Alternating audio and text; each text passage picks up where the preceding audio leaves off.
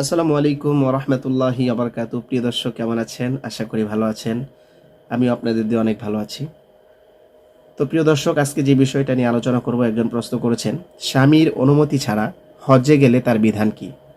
এক মহিলা লিখেছেন, কোনো মহিলার উপর হজ ফরজ হয় এবং সে মাহরামও পায়, তবে যদি তার স্বামী অনুমতি না দেয়, তাহলে ওই মহিলা স্বামীর বিনা অনুমতিতে ফরজ হজ আদায় করতে পারবে কিনা, এবং যদি বিনা অনুমতিতে হজে যায়, তাহলে হজ থেকে ফিরে আসা পর্যন্ত সময়ের ভরণ পোষণ স্বামীর উপর দেওয়া জরুরি কিনা।